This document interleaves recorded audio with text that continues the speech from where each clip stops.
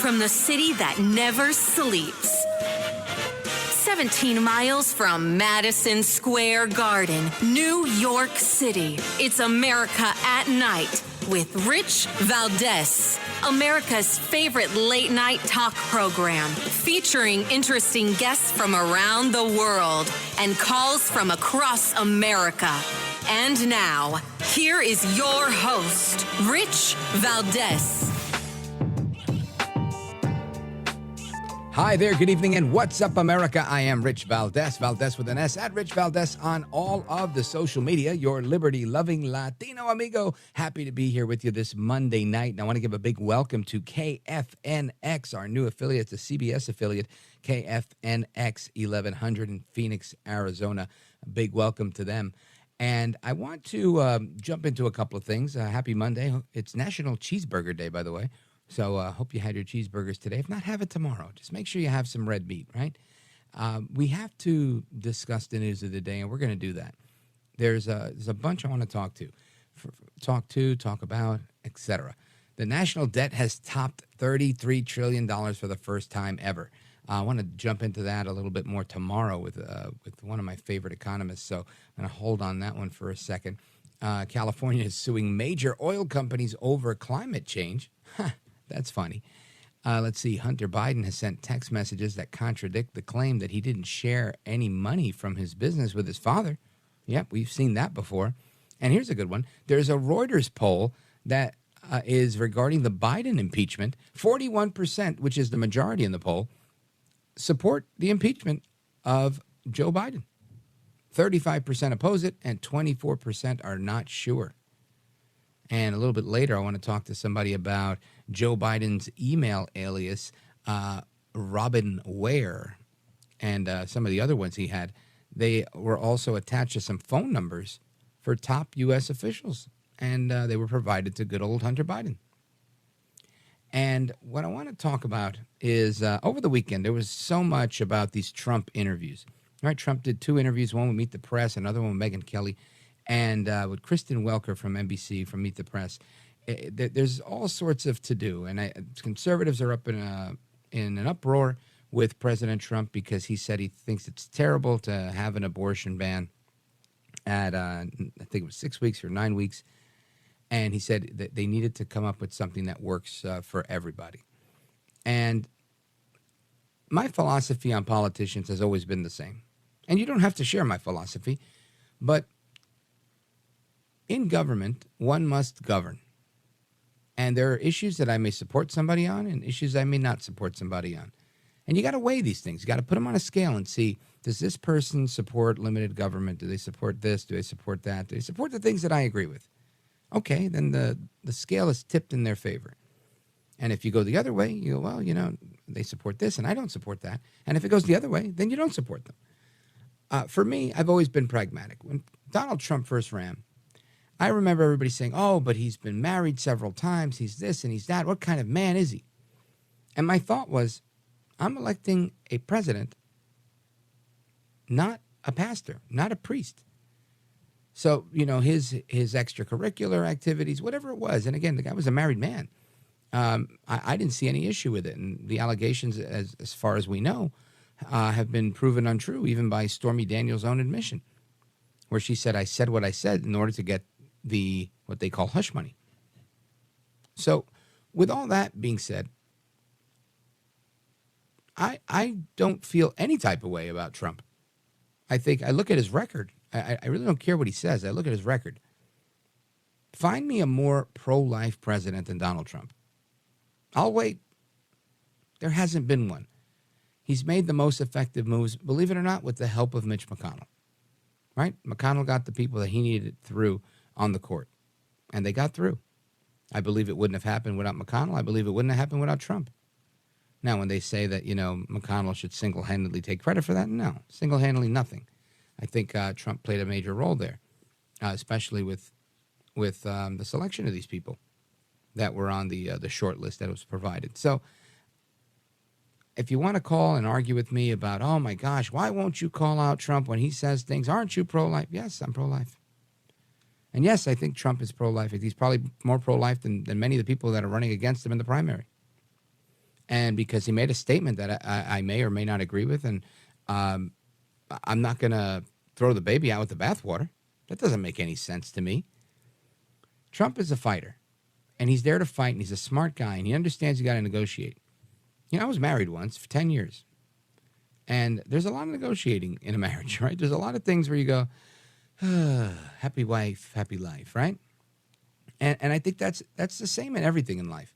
You're not always going to get everything you want. And it's up to you whether you want to support it or not. But I saw so many people saying, the same people that won't call out Trump for whatever. Listen, you want to call out Trump, go right ahead. That's your prerogative. That's free speech in action. That's good. That's how you let a candidate know how you feel. But I feel like there's just a ton of talk here. For what? To take the one candidate that's really surpassing everybody else on the Republican side and say, oh, this guy's totally not any good now because of one statement. Yeah, look, I'm not sold. I'm not sold that he's going to be now some sort of radical if he's in the White House when it comes to the pro-life issue. He literally put the people in that needed to be there to overturn Roe versus Wade. Good luck, right? Good luck saying he's soft on the pro-life issue. Just my opinion. You don't have to agree. But he's a fighter. And, when they ask him on Meet the Press, Kristen Welker, when she says, what are you thinking about going to jail? What are your thoughts? He point blank told her, listen, I'm built differently. And I love that. Listen to this clip. I want to know what's in your head. When you go to bed at night, do you worry about going to jail? No, I don't, really. I don't even think about it. I'm built a little differently, I guess, because I have had people come up to me and say, how do you do it, sir? How do you do it? I don't even think about it. These are corrupt people that I'm dealing with. They're destroying our country. I don't even think about it. All I think about is making the country great, making America great. Look, these are these are Banana Republic indictments. These are third world indictments. The President of the United States sees how we're doing. We have a movement, the likes of which has never happened in this country before. And you see it with the polls. I mean, I'm up on these people by 60 points and 59 points. I don't mean I'm at 59. I'm leading them by 59. You almost say, like, why are they campaigning? Asa Hutchinson, he's at 0. Christie's at 2. Other ones are at 1. DeSanctimonious is at 9. I just see a poll coming. I mean, I'm leading him by 60 points. Mr. President. And you say, why are they doing it? But here's what they did. They saw this happening. And he went to the Attorney General of the United States, and he told them, indict Trump. There's just no evidence of that, Mr. What, President. because you mean but let's stay on track. Look at all the lies he's told. Mr. President. Her efforts are commendable to try and keep Trump on track. I think that was a really a great statement. But I think that's the bottom line, right? Trump comes out swinging. He tells you how it is, and that's it. And you can take it or leave it. And that's ultimately the choice that everybody's going to make. And we're going to see how he fares. But this idea that we're going to throw out the baby with the bathwater and just turn our backs on Trump, if you want to do that, that's fine. I don't think it makes any political sense. Anyway, I want to get into that. I want to get into this lawsuit that is been filed against the director of the FBI by the former chief of staff at the Pentagon, Kash Patel. That's coming up next. This is America at Night with Rich Valdez. Call now, 833-4VALDEZ. That's 833-482-5337. 833-4VALDEZ. That's Valdez with an S.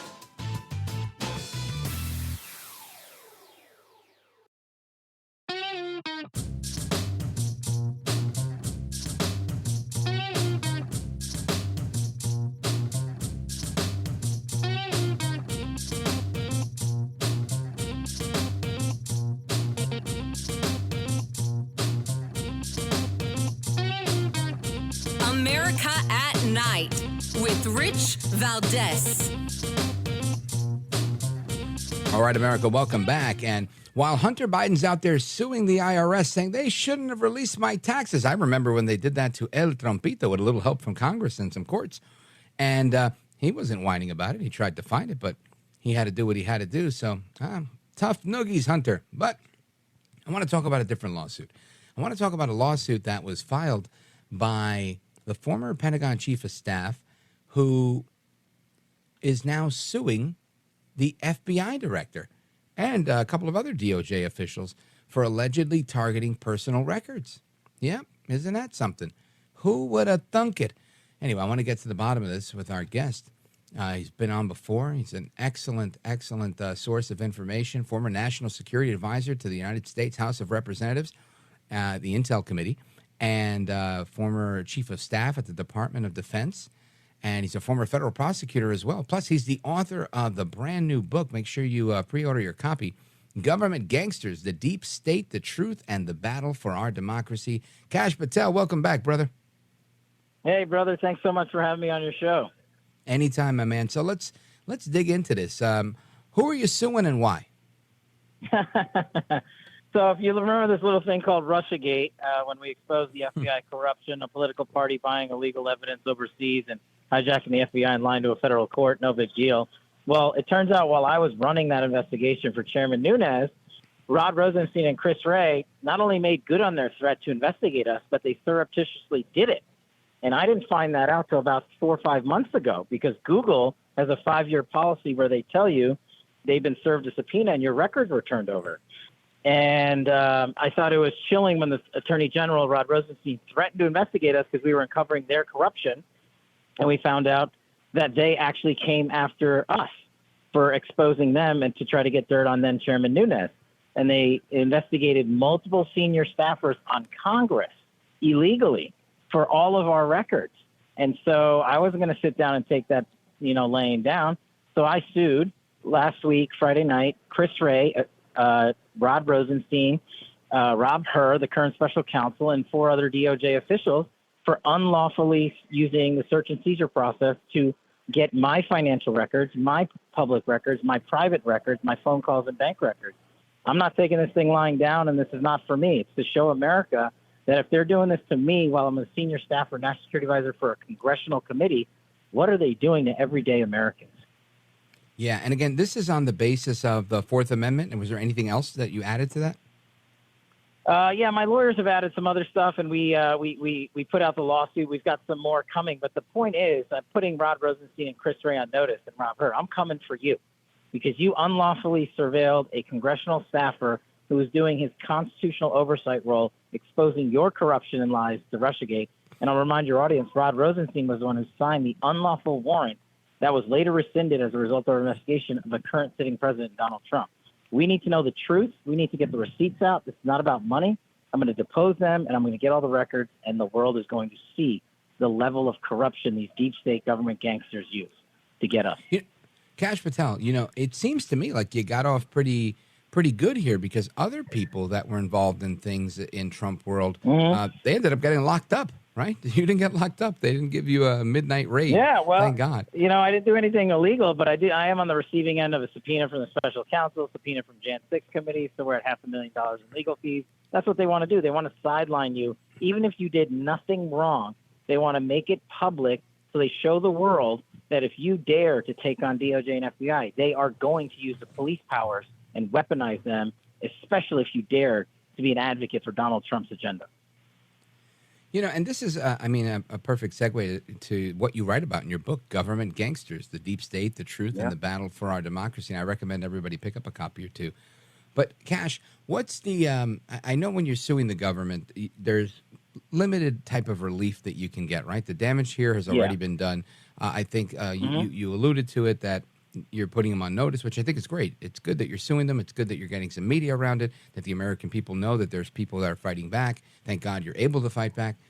But there's also, I think, the element of the legal process, right? You mentioned deposing them. And I think that's a key part of these lawsuits is this sometimes is the only time that you can get them under oath and to answer your questions. Well, that's the win. It's not about me. It's not about the money. It's about showing the American people the weaponization in the two-tier system of government. It's not just in the courts, but it's in the grand jury process and over at the FBI with Chris Wray's leadership. If you show the world how they abuse powers, and I'll remind your audience, Chris Wray violated the FISA court policies 278,000 times last year alone. by unlawfully searching the FISA databases against 278,000 Americans, not foreign terrorists like I did when I was a national security prosecutor, Americans. And we are putting them on blast. We are putting them on notice that you cannot do this. We will not bend the knee. And I want America to have the receipts. We're getting the emails. We're getting the memorandums. They're going to have to justify their unlawful surveillance of me, and they'll make something up, but we're going to get all the receipts. The one thing I learned in Russiagate, these government gangsters document all their corruption because they think they'll never get caught.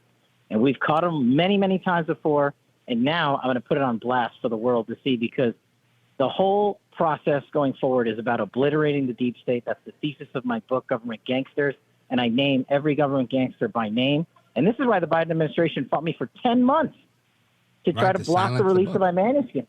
And we won in federal court. We beat them. We took them to federal court and beat them. Now it's releasing in 5 days. Get your copies at governmentgangsters.com, signed.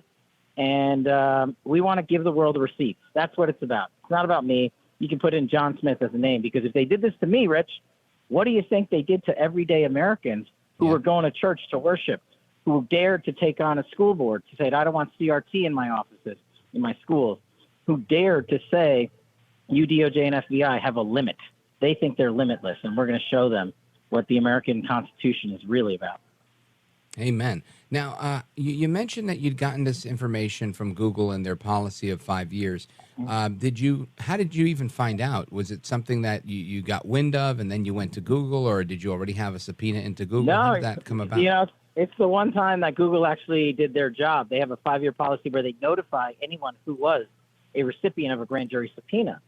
And as a former national security prosecutor, I know you don't just go after one entity, Google. They got my phone, they got my text, they got my emails, they got my bank records. They went after everything. Google was the one that notified us of this, which is why we have to do it 4 years later, because we just found out. And now we've got to navigate the judicial system and the entourage of judges in D.C. Hopefully we'll draw a fair one, but I want to show the American people that it's worth fighting for, and that's what the Kash Foundation is all about. If this happened to you, we will pay to take your lawsuit to court, because everyday Americans deserve to be represented, not to be bludgeoned by this weaponized justice system. So then Deputy Attorney General Rod Rosenstein decided to spy on you, because that was the easiest way to come at you, right? Because you were making headway with Chairman Nunes. Remember, this was just before we put out the Nunes memo, which is now the seminal document on FBI DOJ corruption. Nothing in that memo is false. It's all true.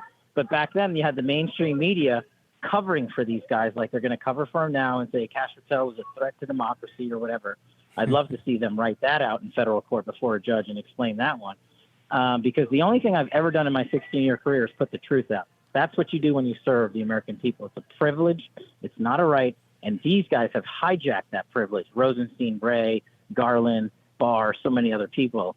And we're just showing the world how to fight back. But more importantly, we're doing it behind Donald Trump's leadership, because if he wasn't brave enough to bear these 4 baseless indictments, none of us would have the audacity to come forward. So we're riding in his wake, and we're going to ride this thing out and make it very, very public. None of this is going to be behind closed doors.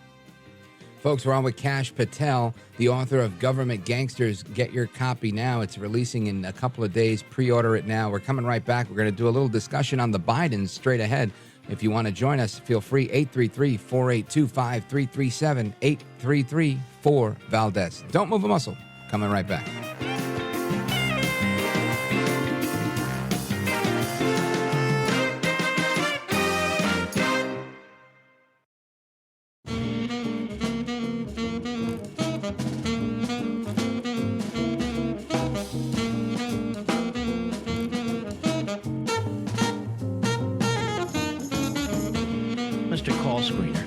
A budding radio star, by the way.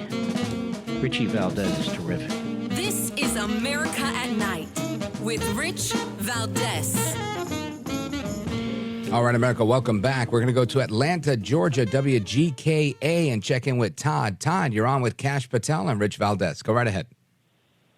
Hey, yes, gentlemen. Kash, I just want to thank you for what you're doing. I work with people from Venezuela and China, and they see what's going on, and it terrifies them.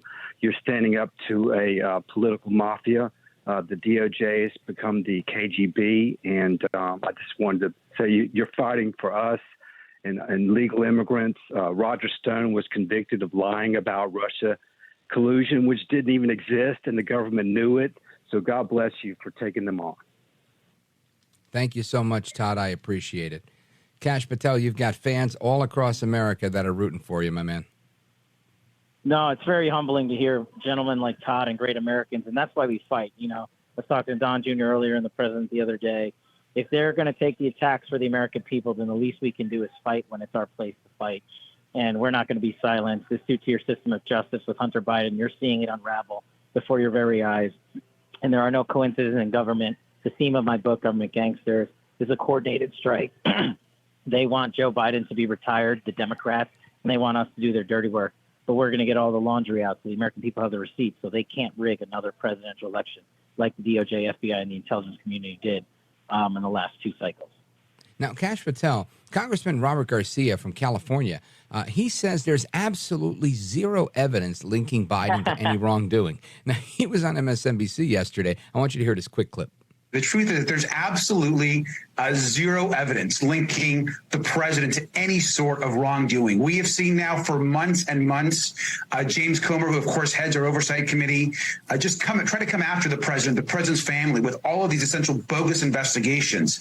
Their star witness at one point, we remember, ended up being an arms dealer. And so we have zero linkage to the president. We understand that right now, Hunter Biden is going through the judicial system. We support that. But we're coming up with strategies to protect the actual president, who's done absolutely nothing wrong. He's done nothing wrong, Kash Patel. What say you? Look, as a career public defender and federal prosecutor, the one thing I can tell you is what these guys want is the bank robbery with Joe Biden not wearing the mask and gun in hand and a clear face to Christian. That's not what happens in crime. What criminals do, what the best criminals do, is cover up their tracks. When you have $20 million funneling in from the Ukraine and CCP affiliates, when you have Joe Biden's salary go up tenfold in 1 year when he's out of government at the behest of getting millions in through Hunter Biden, that is what masking, that is what fraudsters do. They cover up their tracks. And when they say there's no evidence, remember, these are the same guys that said there's no evidence the FBI and DOJ lied to a federal court and unlawfully surveilled Donald Trump. That is a universal truth today. And these are the same government gangsters that are doing it to America, and we're not going to let them do it anymore.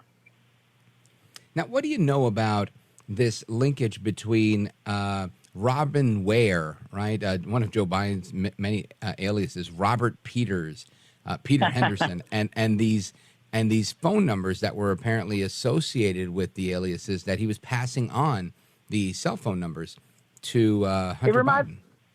It reminds me of Hillary Clinton's homebrew on a much more exponential scale. This guy, as the vice president, had 4 aliases, 5,400 emails the National Archives won't release. The same National Archives that referred Donald Trump for prosecution to the DOJ sat on them for a decade and didn't refer Joe Biden. And you don't need 5,400 emails. I'm just looking at one. The one email that shows that Joe Biden had a call with the president of Ukraine, and on the call sheet was his son, Hunter Biden, a private citizen. What the heck was that guy doing on a call prep sheet with the state leader as a sitting vice president? Just change the names, Don Jr. and Donald Trump. This would be the criminal spree of the century, and they would be calling it, we have all the direct evidence in the world. Circumstantial evidence and money never lies, and that's what we have caught the Bidens in, and the Biden regime is going down. They're going to force Joe Biden out of the seat by forcing him to pardon Hunter Biden. That's what they want us to do, and I think the impeachment targets need to be Wray and Garland, not Biden. All roads lead to Biden, but the American public deserve the evidence from FBI and DOJ that they're withholding from Congress. Do you think that Biden actually pardons Hunter, or does he let him get convicted and then just commute his sentence? I think that's probably more realistic. They'll let this thing play out. But here's the funny thing, right? They want to try Donald Trump in 4 cases in 6 minutes. But watch how long it takes for this one gun prosecution of Hunter Biden. It's going to be 4 months before arraignment and discovery, another 6 months for litigation. I don't think he gets tried before the next election cycle. And people are going to see that and say, wait a second, if this guy was Eric Trump or Don Jr., they would have tried him overnight. And that's where our win is, the exposure of the 2-tier system of justice. It's what I always harp on when I talk to the boss. This is our winning moment. It's our one time to capture the constitutional republic back. That's what I write about in Government Gangsters. I also took a nap in the Oval Office and some funny stories in there too. But, you know, you got to have fun along the way. That's funny. Kash Patel, what's your thought on how this impeachment inquiry plays out. I got to tell you, part of and I put my political hat on, and I could be totally wrong here, but I feel like McCarthy only made this move because he had support from Democrats behind the scenes that are hoping that he'll do the dirty work. And I don't know if I'm right or wrong. No, I think you're right. I think they want us to do the dirty work. They want us to do the lift, and Republicans might be dumb enough to take the bait. And again, Congress needs to man up, not just for, and remember, we're not even at impeachment. We're at a quote-unquote inquiry. What have you been doing for the last 9 months? And you have one document from the FBI after 6 violations of a congressional subpoena from Wray and Garland, and you don't have the other 5,400 pages. You don't have the DOJ documents. You don't have the manuals. You don't have the emails, the text messages. Remember what they did to President Trump and his family and us when he was being investigated. They got everything overnight, and they leaked it to the mainstream media. It's no secret that when David Ignatius of the Washington Post comes out and says, oh, I think it's time for Joe Biden to go. Thanks for your service to this country. It's because the DOJ and FBI fed him the goods already, in my opinion, as to what is going to happen to the Biden crime family syndicate if that man stays in the race. And we'll see who bends the knee first, but Congress needs to step up. I got a lot of friends there still. I'm not knocking them, but they need to be focused. Don't do 100 things, do 3. Subpoena Garland, Wray, and Hunter Biden, and put him on under oath for the world to see their interrogations. And that will allow the American people to adjudicate this at the polls, not to have DOJ and the FBI pick the next president. Outstanding analysis. Kash Patel, let everybody know how they can get a copy of the book and support the foundation. Thanks so much. TheCashFoundation.com. We got great merch. We're helping people, veterans, law enforcement, kids go to college. It's all a 501c3. Nobody makes any money. And just go to governmentgangsters.com. I signed 4,500 books. Make me sign another 4,500. You can also pick it up at Amazon.com and Walmart. But get your copy. There's a reason they didn't want you to see this book for 10 months. There's a reason Donald Trump calls it the roadmap. There's a lot of great details in there. And we've got the receipts. We've got Bowser's letter. We've got Pelosi's declination of the National Guard. We've got the DOD timelines and everything they didn't want you to see in one place. Go grab a copy now, and I promise it's shipping in 5 days. GovernmentGangsters.com. Check it out at GovernmentGangsters.com. Kash Patel, you're a gentleman, a scholar, and a patriot. Keep fighting, sir. Thank you, my friend. We'll talk soon. You got it.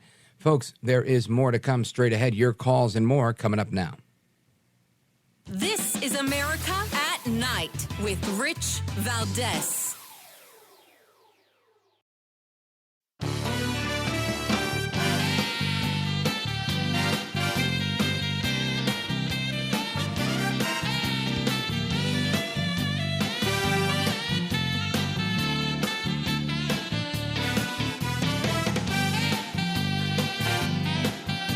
This is America. This is Night. This is Rich Valdez. All right, so you've got Kash Patel suing the Department of Justice, Donald Trump saying he's built differently, and Hunter Biden saying he didn't do anything wrong, and Joe says it's working. Bidenomics and everything else he's doing. It's crazy out there. Folks, I want to get your opinions on this stuff. 833-482-5337, 833-4-VALDEZ. If you disagree, you can come to the front of the line. Let's go to Ron, Burlington, New Jersey, WOND country. Go right ahead. Hey, I saw Doug Sittel, S-I-T-T-E-L on Google. No, we're not doing that. We're not doing that. Thank you very much. Let's go to Mark. And before I go to Mark, I just want to say the reason I was doing that was because that guy didn't want to talk about Trump or Biden or anybody else. He wanted to plug a website in a fly-by free plug. It's like a prank call. I actually know that guy. He used to call me when I was on the air in New York City locally, and he would just call, and we finally tracked the call, and he was calling from a mental institution, from a payphone inside of a mental institution. So he's like an inmate and inmate patient.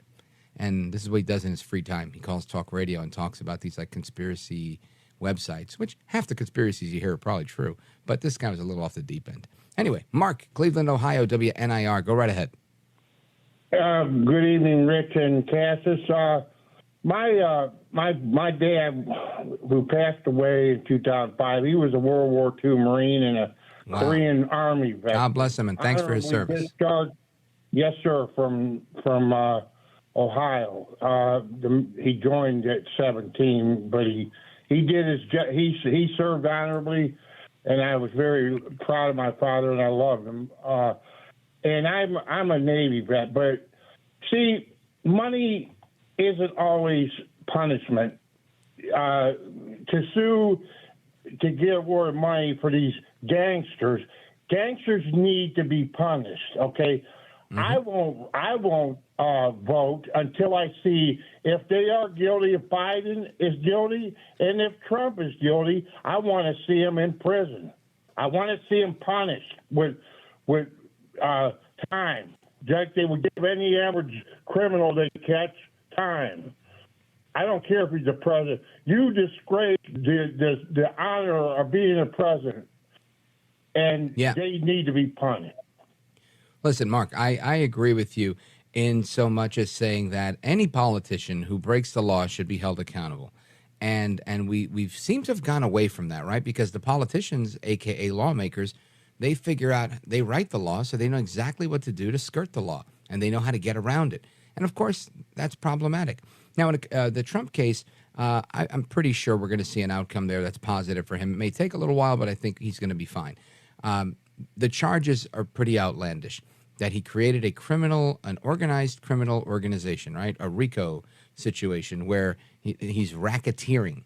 I don't. On his worst day, he's not racketeering, right? I mean, it's kind of crazy to think that. If they wanted to say something else, if they wanted to say, "Hey, you're guilty of inciting an insurrection," that might have been believable to some people, not me, but to some people. But that's not one of the charges anywhere.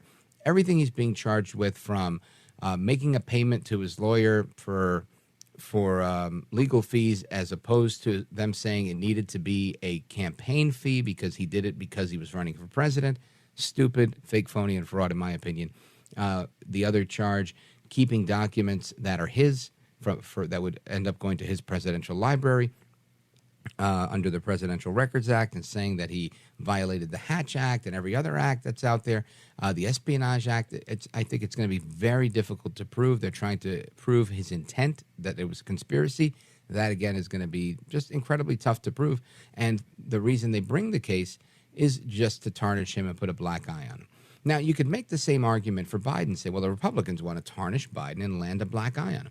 And I'm okay to have that argument. The issue here is that with Biden, there is an actual transfer of cash. Like, if we were to say Biden is involved in a criminal enterprise where he's racketeering, we could say, well, we found a trail of money that goes to one company and then transfers to another company and transfers to a third company and to a fourth and a fifth. And there's 20 of these shell companies. And you're talking tens of millions of dollars. And they're not coming from around the corner. This is not asking the Secretary of State in Georgia to find you more votes because you feel like the votes weren't counted correctly.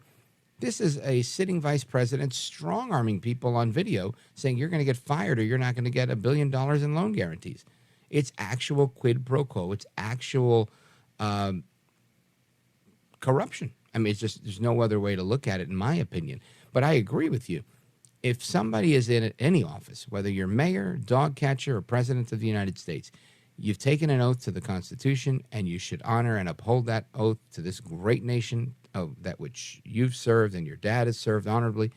And it's that type of respect that we need when we serve in public office, right? That's why we call them public servants. Lamentably, none of these guys are looking like anybody's servant.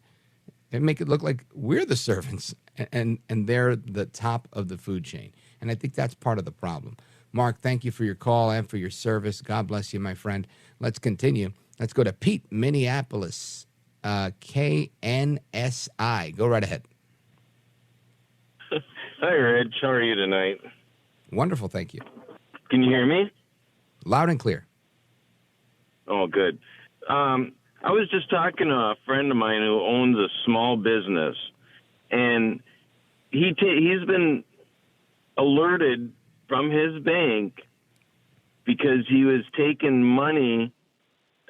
Actually, he'd take $6,000 here, $6,000 there, because a lot of times auctions and stuff to buy stuff for his business aren't when the banks are open.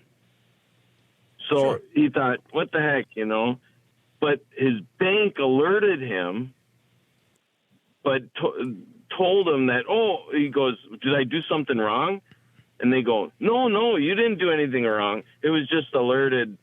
I can't remember what he said. It was like, but he's still, I mean, there was a limit, I think $10,000 at one time. You know, if somebody's taken more than $10,000 out, they would get alerted. Well, But here's the this thing. A lot of banks have different policies. And I can tell you, this has happened to me too. There's certain banks. I deal with a small bank that my dad banked with, and I bank with them too. And while the charm of the small bank is great, there are some drawbacks. They're afraid of bank runs, number one. So usually anything over $5,000, you still get to take it out. But there's a couple of hoops you got to jump through. Like they'll ask for the branch manager of the bank to sign off on your request to withdraw more than $5,000. Another thing that they do, so if he's taken out $6,000, that, you know, in my bank, that's how they would have handled it. The $10,000 stuff you're talking about, that's a federal regulation that says you can't travel with more than $10,000 in cash. I think you have to have a cashier's check. And again, I don't know if I even like that law, but that's the regulation. And so I think banks are playing both sides. They're highly regulated, and they're under pressure by the government to report when these things happen. Just, I don't know, a year ago, we were talking about PayPal and all of the other electronic fund transfer companies were saying if you were going to spend more than $600, they were going to report it to the IRS. So the IRS has hired 80,000 new people, and they've decided they're coming after people, and they don't want you doing little cash deals anymore. They don't want the guy at the auction selling something to your friend for cash and not paying Uncle Sam, and they're trying to come after you. But Biden says, no, I'm only coming after you if you make $400K. You're the rich. You're the top 1%. BS. That's fake, it's phony, and it's fraud. Pete, thanks for the call. Coming right back, folks. Rich Valdez, don't move a muscle. This is America at Night with Rich Valdez.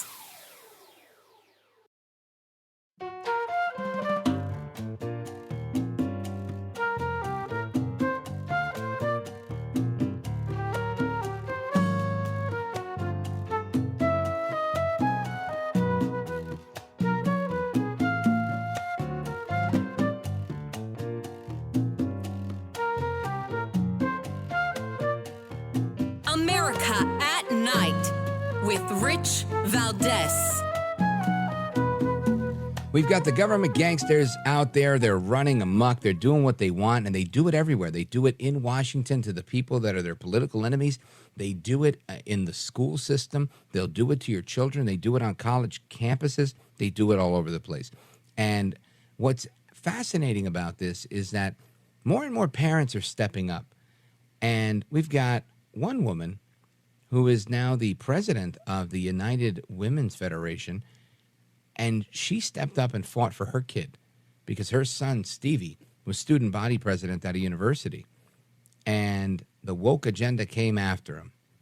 And you're going to hear an amazing story straight ahead.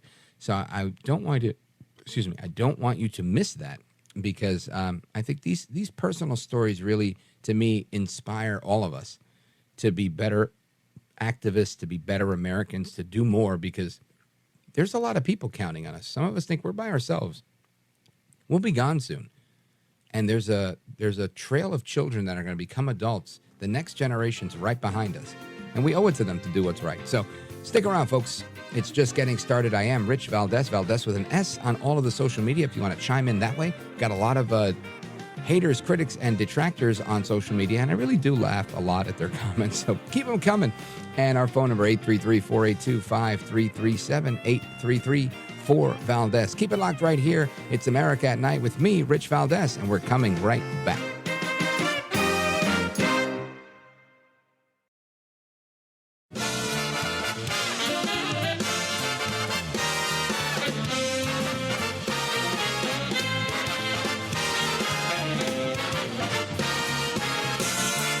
Live from the city that never sleeps.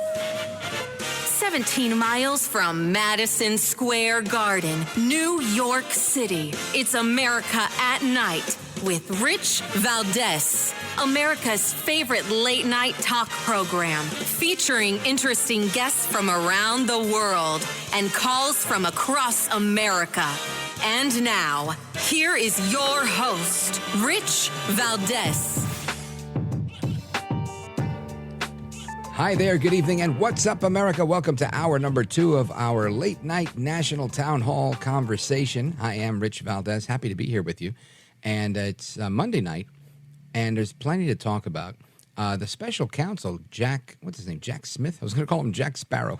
Jack Smith is now looking to tailor a very narrow gag order against Trump, citing his disparaging and inflammatory attacks because Trump calls him deranged Jack Smith when he puts out posts on Truth Social. We're going to get to that at the bottom of the hour. I also want to talk about a story, right? The story of a mom and her son who he was a student body president at a university, and the next thing you know, the wokeness comes after him, and it's a story that inspires me to say, you know what, congratulations, good on you, and we need more of that, right? That there's only one way that things get done in life, in my opinion, and it's when you do them.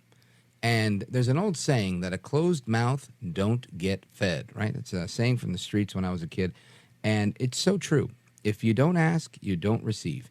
And I want to get to this story with our guest, Gloria Giorno. She's the founder and president of United Women Foundation. She's a mom, an author, and a wife, and she's with us now. Gloria Giorno, welcome to the program. Hi, Rich. Thanks for having me.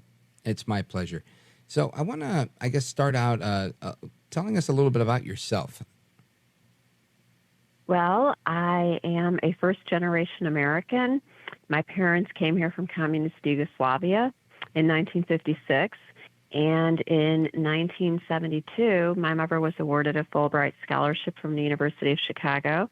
So we got to go live in communist Yugoslavia, and I got to experience living in a communist country and attending first grade. And it's very interesting. What I learned as a first grader was that in my backpack, I always had $1,000 US. And that was because I knew that if there was civil unrest, I knew how to get out of the country. I knew to get into the cab at the corner near my school. I knew to have that cab take me to the border of Yugoslavia and Italy where my aunt would meet me. And then my parents would come when they were able to. I also knew that that police officer that was standing on the corner and I saw every single day was not there to protect me. He was there to make sure that no one would speak out against communism and Josip Tito, who was the dictator at the time. So I lived there for a year. I saw this firsthand. It's eerie to me how many parallels I see now in our country with what I lived through in 72. I was 6 years old and I knew all this. And so I was raised in a very conservative Republican household. My parents knew what it was like. I knew what it was like. And so I feel that we've heavily influenced my children. So hence my son, the young conservative who was discriminated against at Belmont University. Well, I want to dig into some of those experiences that you had in Yugoslavia, but I also want to get into this story, and thankfully we have a little bit of time to do it. So let's unravel this. So your son is student body president at Belmont University in Nashville, and what happens? Walk us through it. Well, my son was elected by 97% of his classmates. He was endorsed by the college Democrats as well as the college Republicans. And in January, he was sworn into office. Everything was going fine until on the 4th of July. Our son posted on his public personal Instagram a picture of himself that I had taken of him standing in front of the White House. He thanked our forefathers for our freedoms and wished everyone a happy 4th of July. A normal post, his most non-political post. Well, how dare he? 300 comments. How dare he celebrate the 4th of July? 300 comments. A lot of them from people we knew, a lot of them from people we didn't know. You know, we call them keyboard warriors. You know, they hide behind their keyboard. Yeah, they're like telephone tough guys in talk radio. Aren't Well, these kids were telling my son he should kill himself. He was a terrible person. How dare he celebrate the 4th of July as it was a covertly racist holiday. The next day, they started a Change.org petition, which is even more unbelievable. And what was that for? To impeach him? Yes, to impeach him from student government at Belmont University, which Belmont University is a conservative Christian university. Mm-hmm. And so these students, we believe them to be students, some real names, some fake names. They got 377 signatures. And, I hate to tell them, but you can't impeach a student body president or get anything accomplished with a Change.org petition. Right. So they also started several Instagram accounts with my son's face, asking people to, get rid of him and make Belmont a better school because Stevie was a racist. My son was labeled a racist for celebrating the 4th of July. Now, how was he responding to all of this? Obviously, he's not shy. He's the student body president. Was he taking them on head on? Was he kind of laying low, waiting for it to blow over? What was the approach like? Absolutely no comment whatsoever. He wasn't waiting for it to blow over. He made no comment whatsoever. So they kept coming. There was no validity. There was no validity to any of their claims. So there was no reason to say anything. So he said nothing. First off, the job of student body president at any university is not a political job. It is supposed to be there to help students if they perhaps have an issue with what's going on with a teacher or with a class or with being unable to get into a class. It's supposed to make the school better, and it is not supposed to be political.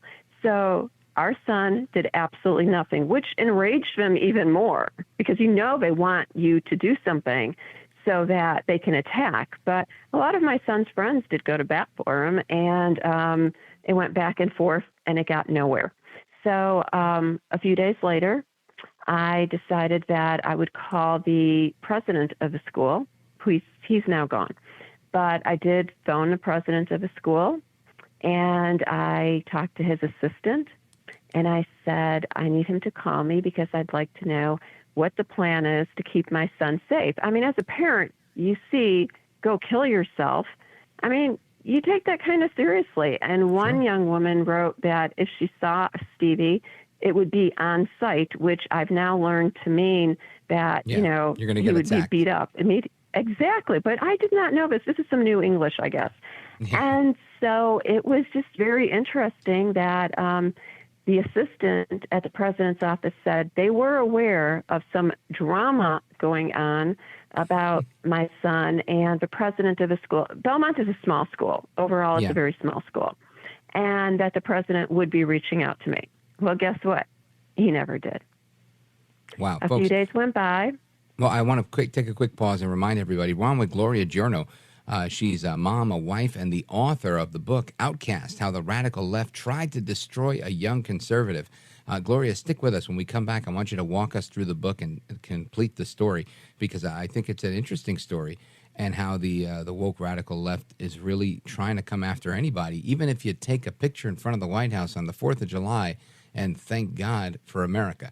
That's just crazy, in my opinion. Folks, if you want to join the conversation, 833-482-5337, 833-4-VALDEZ.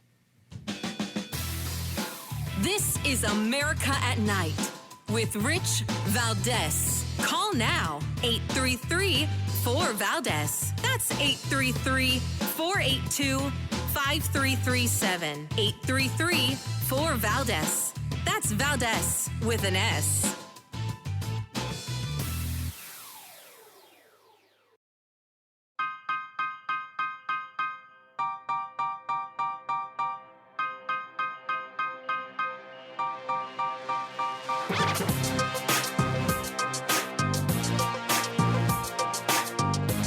He's brown, he's bald, and he's breaking it down.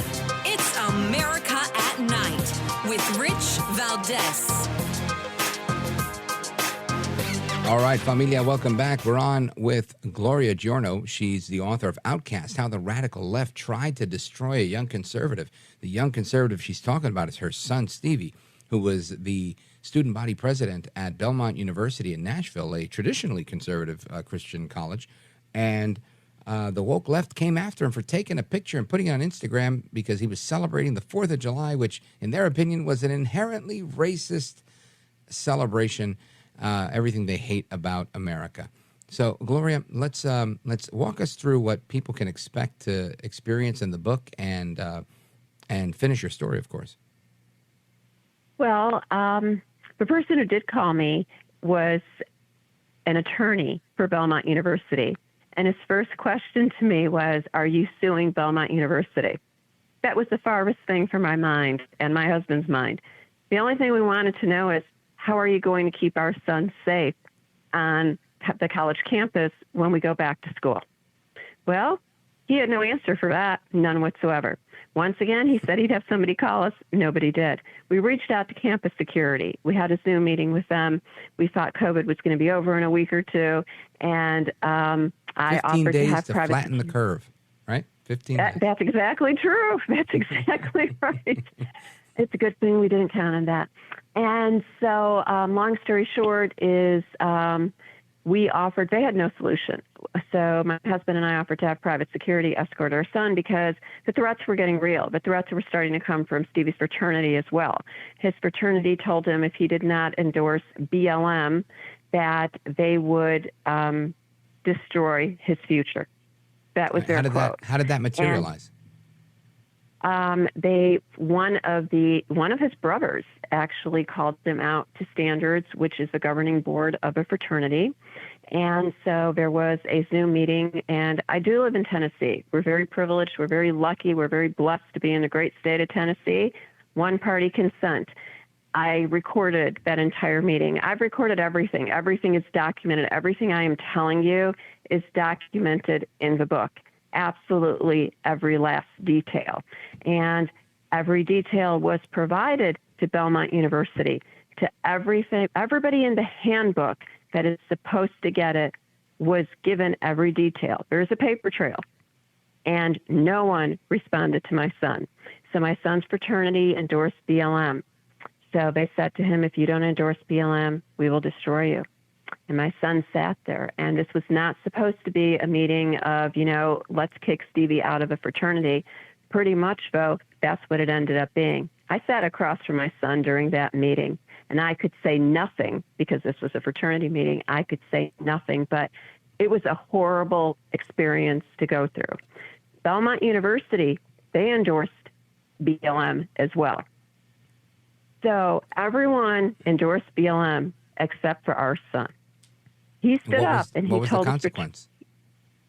Well, Stevie gave everything, all the information to the school, and there was no consequence. A Christian conservative university stands with BLM, but my son, we're Gold Star members. We will never stand with anyone who is out to destroy the blue. We will never be there to defund the police, to burn down cities, rioting in the streets. We will never support that because that's not who we are.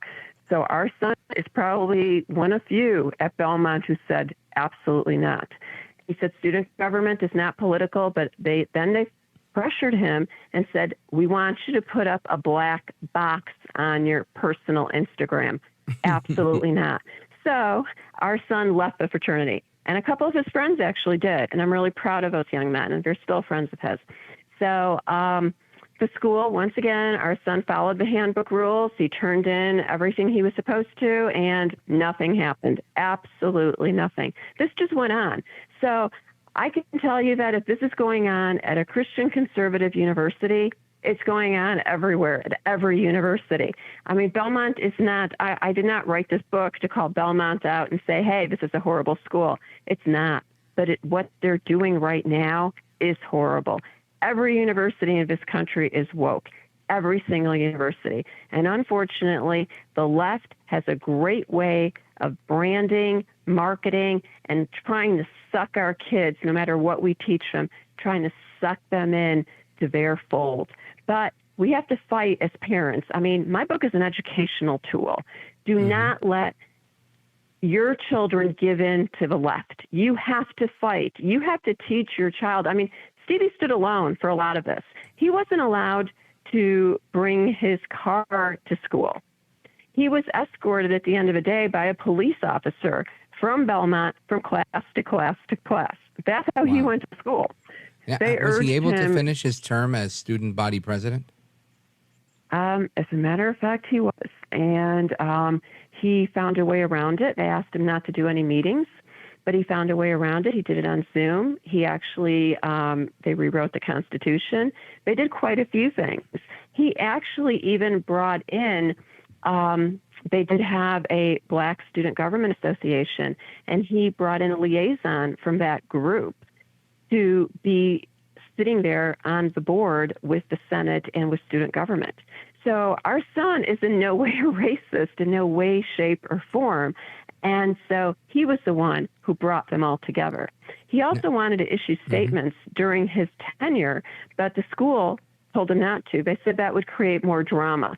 So basically, they silenced my son. Just like this is why I brought up the communist experience right, and I was going to ask you, because like before we run out of time, I just want to make sure that you're able to share this with the audience.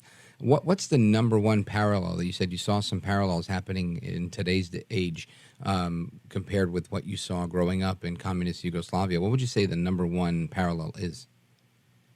Telling you how to think and how you have to think. In a communist country, you cannot think for yourself. The news is owned by the government. The government tells you what to believe, kind of like today, right?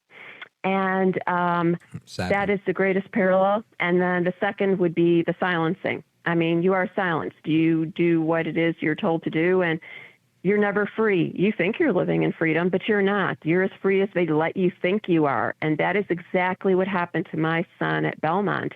I mean, these students that got on this bandwagon against my son, this year, of course, his fraternity and the school all celebrated the 4th of July. Evidently, it's no longer a racist holiday. It was in 2020, but it's not anymore. Ultimately, he won. Yes, our son went on to graduate. Our son was at the debate with President Trump, which the school did take him out of. But in the book, there are great details how hell hath no fury like a mother pissed off. And I am that mother. And I am that mother who will fight for every conservative, who will fight for my son, your daughter, every conservative at every university. And that's why I founded United Women Foundation. And we do have young women who are targeted by the left much more so than young men. My son, unfortunately, got caught up. I mean, he had worked on Republican campaigns since he was 17. His LinkedIn was public, so they knew what they were getting when they voted for my son. So it's not like anything changed. But unfortunately, young women are targeted so much more.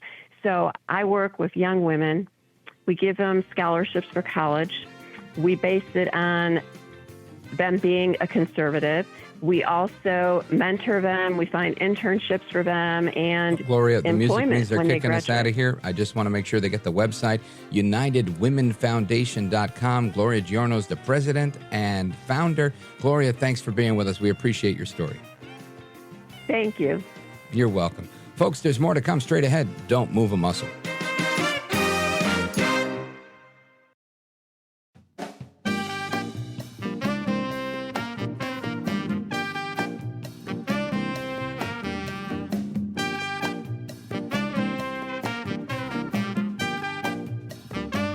By the way, your ratings are up. Congratulations. I had somebody. It's always nice to check. I like to see, even if they're friends, I like to see how are they doing. Are people listening, right? That's but right. You're doing great. America at Night with Rich Valdez.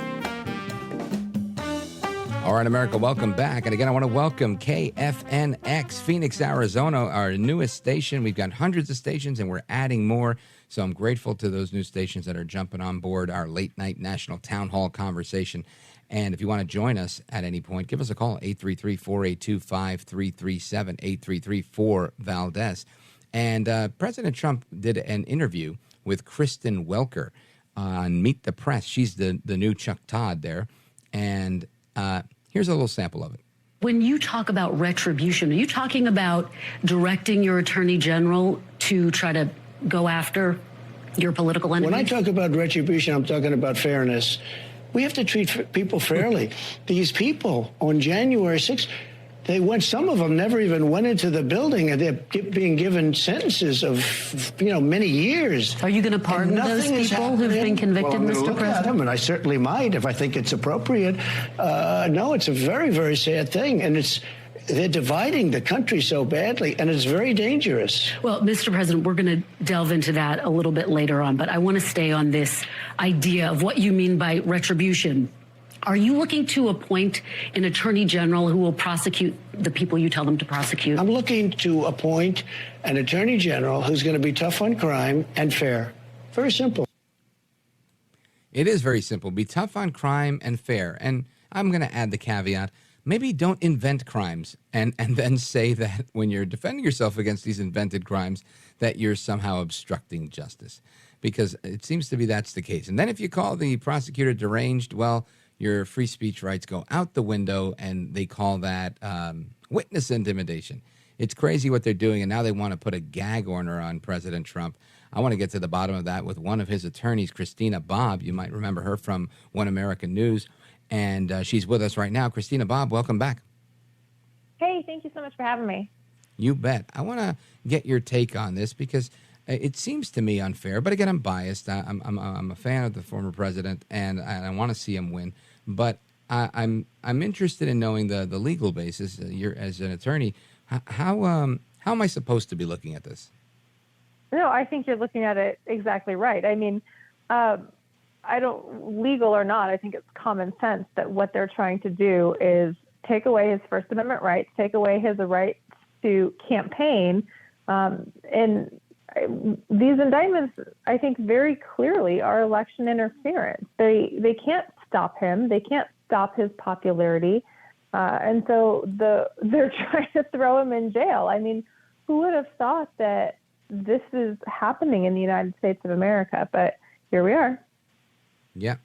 It's a sad day, really. I never thought that we'd be seeing this, at least not so blatant and not so in your face. There's always been some malfeasance. I worked in state government, and I saw lots of things that I was like, well, I never saw that when I was on the outside. But ultimately, I think, it was always covert. It wasn't overt. And what we're seeing with Trump, I think, is incredibly overt. Now, this gag order, Jack Smith the special counsel, Jack Smith, had sought a gag order, and it was too broad. And that didn't happen. But now he's seeking something that's a little bit more narrow, as it's being reported in the fake news and in some other outlets. How accurate is that, and what's your opinion on it? Yeah, I mean, that's what he's trying to do. Is they're trying to limit President Trump's ability, not just his rights, but his ability to speak about what's happening to him. I mean, part of the bedrock of our freedoms is that we can speak about what the government is doing. That's partially, at least, how we hold the government accountable and make sure that the government doesn't overstep their authority, right? If the people are allowed to talk openly about what the government's doing and the government starts acting very corruptly, people are going to talk about that.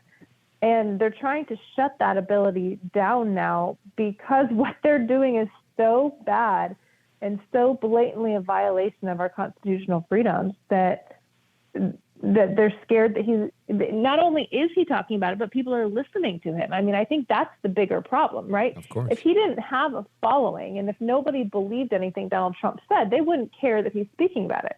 The problem is he's the most popular presidential candidate in this race, and the entire nation, the entire world is listening to what he's saying. And so that's why they're trying to shut it down, I think. Folks, we're on with Christina Bobb. She's an attorney for President Trump's Save America PAC. And I want to play devil's advocate here and say, if the shoe were on a different foot, if, let's say, when I was a kid, one of the biggest bad guys was John Gotti. He was a big mafioso from New York. So let's just say John Gotti is now under indictment for a RICO charge and a documents charge and paying Stormy Daniels charge and going after Brad Raffensperger charge and every other charge you want to come up with. And they tell John Gotti, hey, listen, we can't have you talking about this case in the public. We can't have you going after witnesses. That would be perceived as fair, no? Why? I mean, if we want to say you can't threaten witnesses, yes, certainly, but you can't threaten witnesses anyway. I mean, the only reason why people might be okay with John Gotti is because they'd be concerned that he would actually harm somebody or encourage people to harm someone.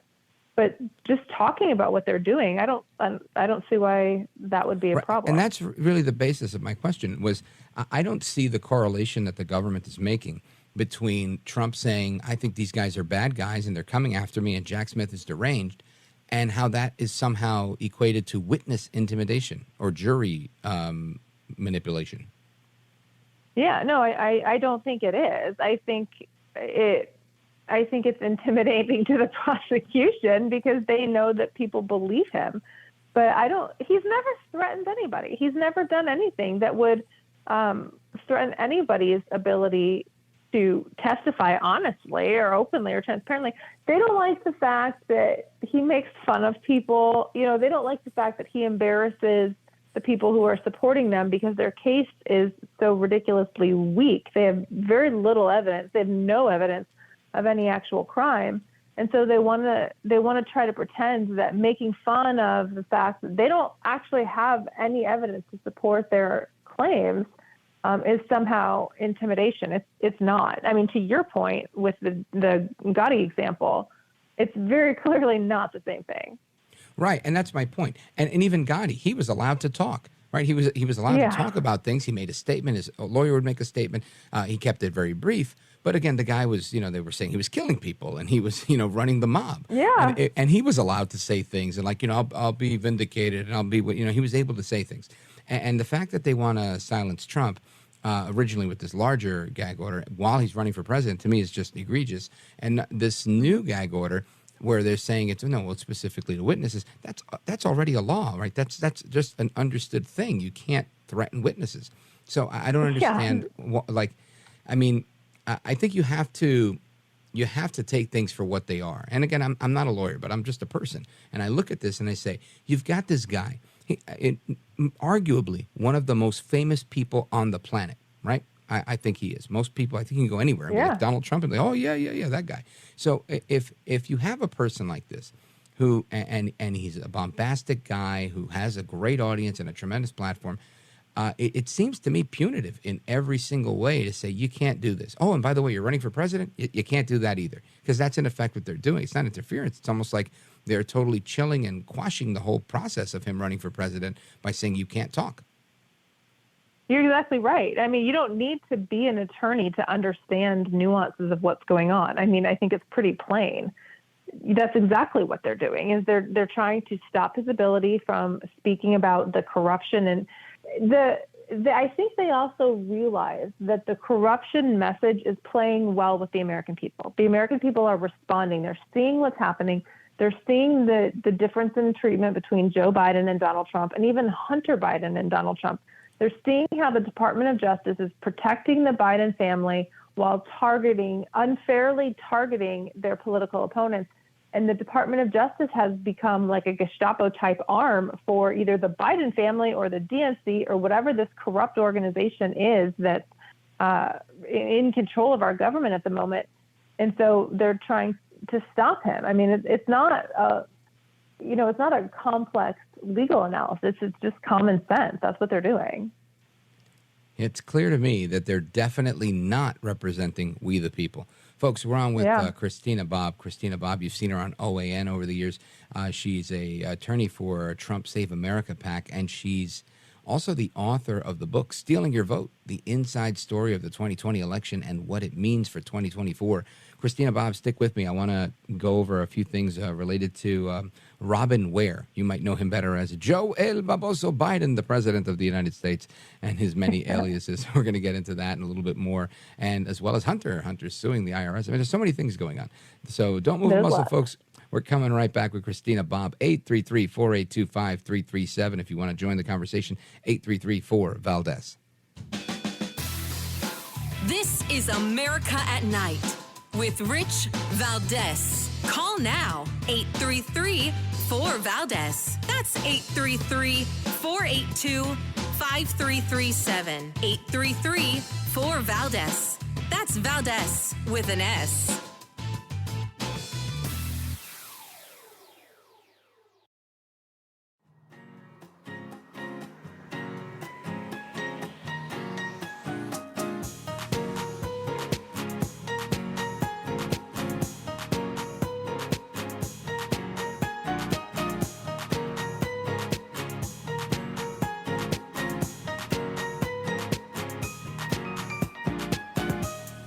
America at Night with Rich Valdez. Call now, 833-4-VALDEZ. That's 833-482-5337. 833-4-VALDEZ. That's Valdez with an S.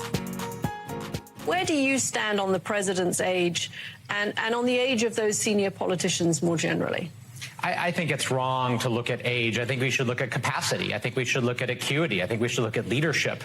You know, last year was the most legislatively successful year since the 1960s Great Society legislation of Lyndon Johnson. We passed 6 major pieces of legislation under the leadership of Joe Biden. You know, why don't we talk about the capacity of Lauren Boebert or Marjorie Taylor Greene? I'm far more concerned, frankly, about their mental capacity and whether or not they're on the level than older elected officials. So we should let the voters decide about who's performing and who's not. And certainly President Biden is performing remarkably. That's Representative Jason Crow. Yeah, I know you thought he was a stand-up comic, but it's not. He's a Democrat from Colorado. And he was on Morning Joke today on MSNBC saying it's wrong to look at Biden's age. We got to look at mental acuity and his capacity for the topic and leadership. And all I could hear in all of that is we need to do away with the Constitution. We need to do away with elections. We need to do away with we the people making decisions here. And this just reeks to me of people just doing what they want. And it smacks of authoritarianism, in my opinion. Christina Bobb is an attorney with the Trump team, and she's with us. Christina Bobb, what do you think about this? I completely agree with your assessment. My initial reaction when we said we need to let the voters decide, we do need to let the voters decide. You guys need to stop rigging elections and let the voters decide. We get into this problem when I can't even say the left. It's just this elitist, you know, whether you want to call it administrative class or, you know, aristocracy, whatever you want to call it. Mm-hmm. When they start pulling the strings and manipulating things, that is a very serious problem for our country, and that's why we're facing the dire straits that we're in right now. Yeah, I agree, and I think it's interesting the people he picks on. Of course, he's being a politician, Congresswoman Boebert and Green, but it's interesting to me how it's almost like Republicans are insane. We have to check their mental ability. And of course, I mean, I could do that on talk radio all day. That's kind of my job. But this guy's actually elected in Congress. And it seems like, you know, Trump, I've always said, was the talk radio president. You know, he handled the presidency like a talk radio host would have. He took on the media. He took on the left. He didn't care. You know, he was taking names and kicking butt. And this guy's trying this approach, but I think he's failing miserably at it. And ultimately, whether people are old or people are whatever, we have a process for that, right? It's called impeachment. It's called the 25th Amendment. Whether you like it or not, we have a system. Whether we can get to them or not is a different story and a different problem to address. But I think the mechanism is there. And you correct me if I'm wrong, but I don't think we need any new tests or assessments or anything because the ability to do what we need to do is already there. Do you agree? I completely agree. And I mean, the test is the election. You know, if they hadn't rigged the election, then these senile people wouldn't be in office, save for Mitch McConnell. The only reason he's in office is because Donald Trump endorsed him, you know, regretfully. But no, we have the correct system in place. They just need to stop meddling with it and trying to fix the outcomes of it. I mean, the American people know what's best for us collectively, and they need to just stop meddling with it. And this whole idea that Marjorie Taylor Greene or Lauren Boebert or the right is somehow insane, I think it's a very dangerous idea, and we're seeing it very pervasive now. So Judge Chutkan, the judge for President Trump in the January 6th case in Washington, D.C., she recently came out in another January 6th case. You know, she has a bunch of January 6th cases. The transcript was just released, and she after, sentencing the defendant, she basically says, I know you were just following what you believe to be politically accurate, but you were deceived, you were fooled, you need to reconsider. She basically says you need to reconsider your political views and recommends reading to him about how he can change his perspective on the political landscape. I mean, it's astonishing to have a judge from the bench tell someone that their political views are wrong and they need to re-educate themselves. Yeah, he was sentenced to watch CNN and MSNBC for multiple hours a day. What a punishment. Folks, we're on with Christina Bobb. We got to take a quick pause. We're coming right back. I want to get her thoughts on the Biden crime family and the latest on that. And a reminder, get a copy of her book, Stealing Your Vote, The Inside Story of the 2020 Election and What It Means for 2024. Don't move a muscle. We're coming back with Christina Bobb. This is America at Night with Rich Valdez.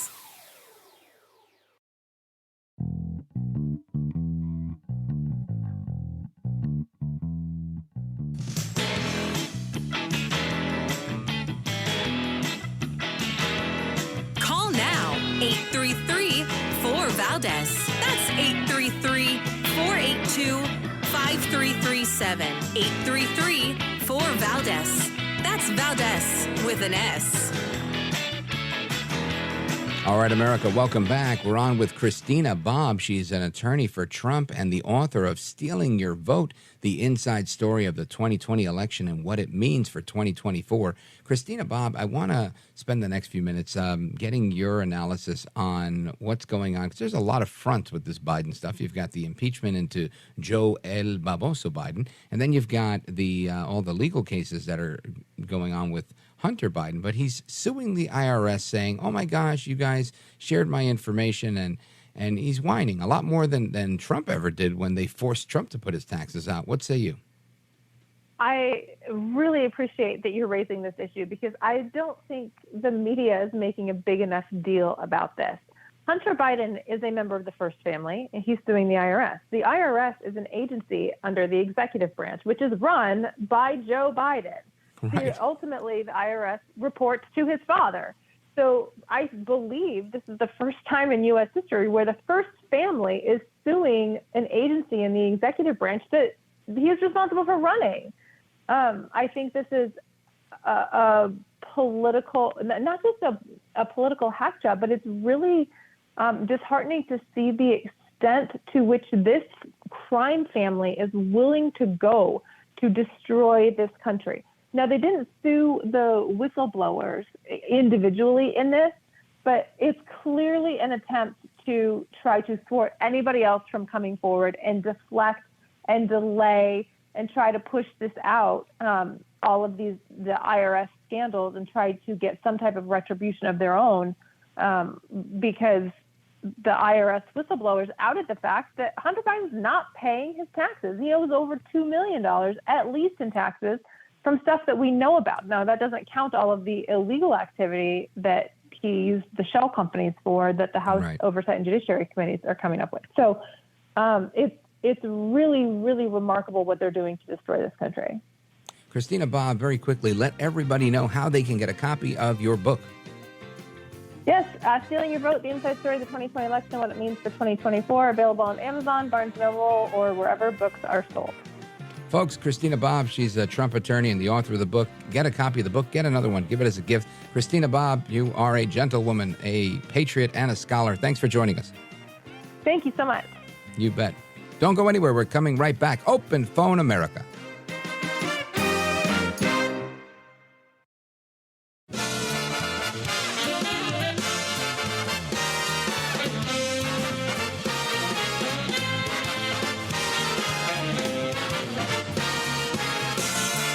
Live from the city that never sleeps. 17 miles from Madison Square Garden, New York City. It's America at Night with Rich Valdez. America's favorite late night talk program featuring interesting guests from around the world and calls from across America. And now, here is your host, Rich Valdez. Hi there, good evening, and what's up, America? I am Rich Valdez, Valdez with an S, at Rich Valdez on all of the social media. Your liberty-loving Latino amigo, happy to be here with you this Monday evening. I want you to join our late-night national town hall conversation, so give us a call, 833-482-5337. And there's a few things that are going on today. September 18th, that makes it National Cheeseburger Day. It also makes it the birthday of the Air Force. So happy birthday to the Air Force. And a couple of items of note. NBC News is claiming that Biden is afraid that he will die before Hunter Biden's legal troubles are resolved. That's foreshadowing for we're going to drag this out forever and a day, and he'll never see the inside of a cell. And we had a discussion with Mike Davis on Friday where he said he won't see not 1 second of jail time. And I thought that was quite a pronounced statement. Let me see what else we've got here. We've got Hunter suing the IRS. We talked about that. We got Kash Patel suing Director Wray and several officials in the Department of Justice for spying on him. And he found out from, guess who? From Google. If you missed that interview, that was a really good interview. He laid it all out for us. You can check it out at Rich Valdez, AmericaAtNight.com. We also heard from a mom who was in the struggle with her son, who was student body president at a conservative Christian university. And he was pressured to take a knee. He was pressured to bow down to the Marxist leftist group Black Lives Matter on his college campus. And another really good interview, quite an amazing story. And we also heard from President Trump's lawyer, Christina Bobb, on a number of issues, not the least of which was the gag order that's been imposed on former President Trump, or they're planning to impose on former President Trump under the guise of witness intimidation or jury nullification or whatever they call that. And it just, the whole thing is just crazy to me. I mean, I think it is what it is. You're not supposed to go after witnesses, and I think that's kind of understood. They're just calling it that to make it make a little more sense for them. And a couple of audio clips I want to get to as well. And let me see, there was one more story that I wanted to throw out there. No, I don't see it right now, so I'll get back to it. Oh, Chuck Schumer, the Senate Majority Leader, has loosened the dress code in the Senate chambers and in the Senate overall, where you can now dress in a more relaxed manner. Right now, listen, I'll tell you a quick story. You know, I worked in business, and then I worked in government, and in all of that, I've worn a suit most days of my life. And people used to joke, do you sleep in a suit? And I wore a tie. And a couple of years ago, I was like, you know what? I work in radio. And I was always chastised by my friends in radio because they would say, man, you dress really sharp for a guy that's in radio. And they were like, why are you so dressed up? I was like, that's the only kind of clothes I have. You know, I mean, if I'm not wearing jeans and a T-shirt. And I mean, I do have other clothes, but I didn't think you go to work like that. But the radio culture is very different. Since nobody can see you, that's why the old joke, you have a face for radio. And I've learned to be more relaxed over the last few years, and I dress as what I wear, whatever I feel like wearing, honestly. And it's radio. It's not the United States Senate. And I'm not taking a personal affront to this. I like being more relaxed. For years, I wore the suit and tie, and now I like, taking it easy, chilling a little bit. But I'm also a fan of getting dressed up if you got to get on TV or something like that. My point is, I appreciate the freedom that I have. And I'm sure John Fetterman appreciates his newfound freedom of being able to wear his hoodie and basketball shorts. I just don't think that that's a great look for the Senate. However, I do think that there are people that might see this and say, well, I see myself now serving in the Senate because I never saw myself as one of these middle-aged guys with white hair that, I didn't fit that mold. But now I can see myself as John Fetterman, a bald-headed big guy that's wearing a hoodie. So I don't know. I'd love your opinion on that because I'm not sure exactly where I land on it. I can't imagine the State of the Union address and seeing, everybody wearing a hoodie, like maybe AOC's Tax the Rich hoodie or something like that, to me, it would just be crazy. Or maybe some Republicans wearing like MAGA hoodies. That would be funny. I just don't know if we'll ever see that. Maybe we will. And would it be a big deal or not? I don't know. And I'd love for you to weigh in on that. Let me give you the phone number, 833-482-5337, 833-4-VALDEZ. I want to go to Bill, Jefferson City, Missouri, KTTR, great station. And Bill is the unofficial historian for the program. Bill, welcome. Yes, sir. It's a great night, a wonderful 76th anniversary of the Air Force, which I am kind of fond of. My favorite president, Harry Truman, signed that into law, and my favorite Senator Stuart Symington became the first Secretary of the Air Force. So here's to the Air Force today, but I also wanted to cover a little history that's happening tonight. The South Carolina F-35B Lightning of the Marine Corps went down, but they found it. Did you hear that? Yeah, they recovered the plane. I did. I read briefly right before I came on the air. I saw that. They don't want people to go around and look at it, but sorry for the Marine Corps, but it was. I'm glad that it didn't go on autopilot. So they'll have to. I guess the secretary or acting secretary of the Marine Corps will have them stand down all the F-35Bs and till they figure out, what they need to know for these guys that were flying, the two people that were flying that sortie. So anyway, that was my thought for the evening. Other than also in St. Louis tonight, Adam Wainwright achieved his 200th victory for the St. Louis Cardinals against the Milwaukee, whatever they are, Brewers or something. So that's my thought. Well, congratulations to him. Now, Bill, I want to ask you a question. Although you're the unofficial resident historian here, I want to ask you, what do you think about the Senate relaxing the dress code? Do you think it's a good thing, a bad thing, something of no consequence? Can you imagine the entire Senate wearing basketball shorts and a hooded sweatshirt to go vote? Bad thing. Easy question to answer. I like formal protocol in a place like the Senate where there aren't that many guys or gals, and so that's my thought. Yeah, I agree with you on that one. I think when you're doing business, you do business. If I was going to sign a contract or I was going to do anything, you want to put your best foot forward and look sharp in whatever you do. And I know I always beat up Jim Jordan when he comes on. I go, it's our favorite congressman wearing no jacket.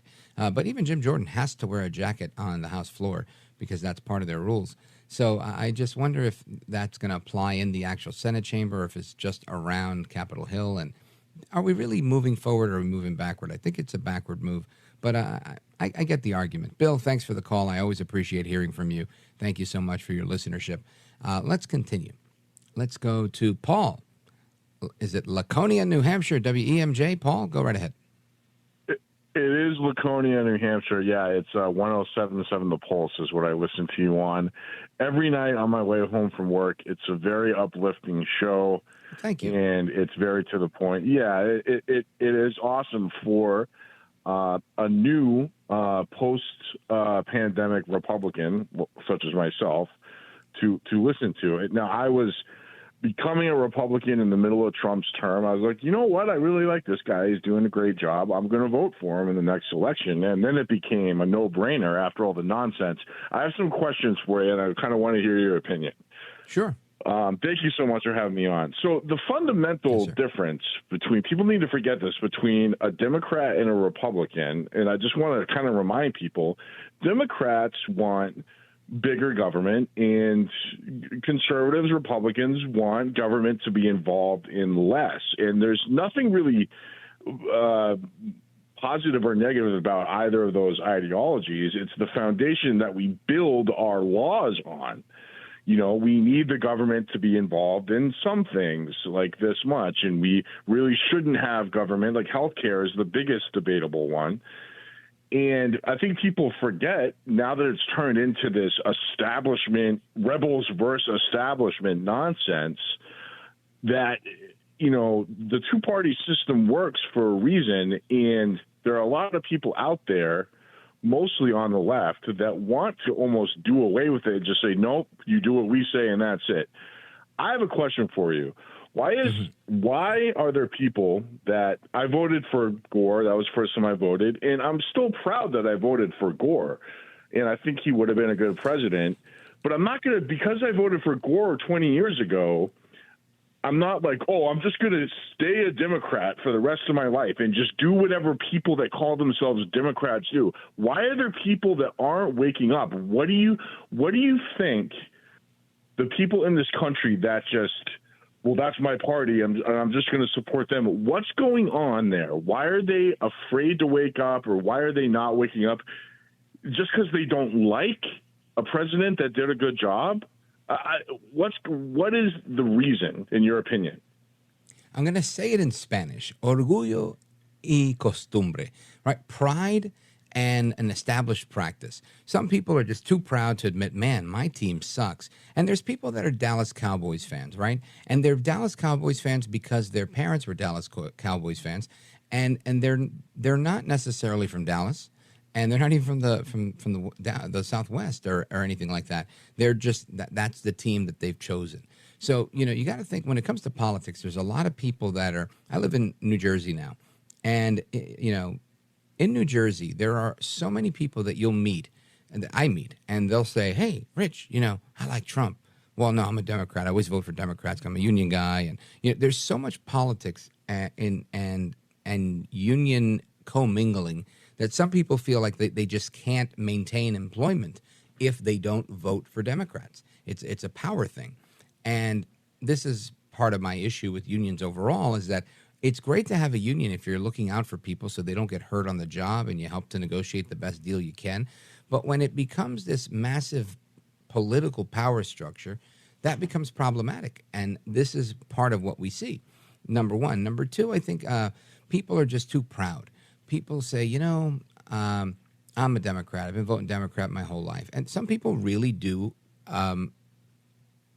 appreciate what they offer.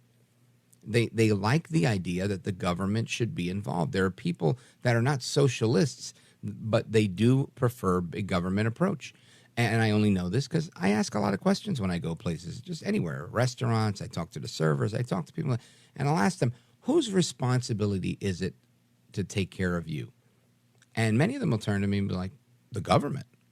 And this is a warped view. And this is where it gets into the weeds with me, because I'll say, well, the reason they think this way is because they learned in a university or college setting that's run by Marxists, or in a public school, which is run by Democrats that fund the teachers union, or vice versa.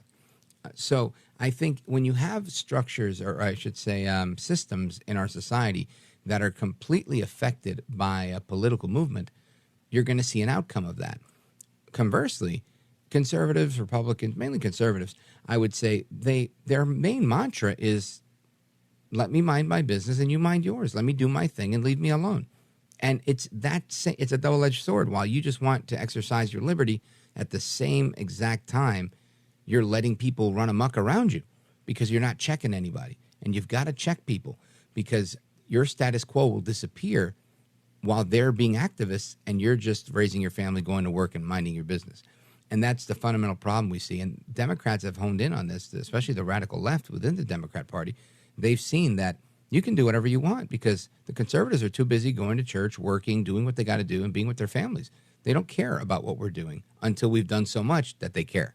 And that's the catch-22 that we've got. Paul, I thank you for your call. I got to take a quick pause right here. Big shout-out to you and everybody in Laconia, New Hampshire, WEMJ. I appreciate the call.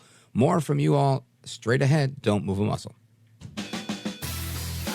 This is America at Night with Rich Valdez. Call now, 833-4-VALDEZ. That's 833-482-5337. 833-4-VALDEZ.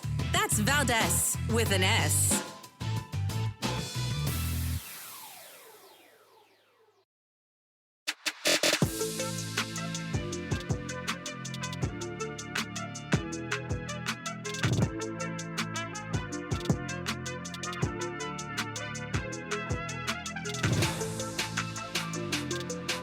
is America at Night with Rich Valdez.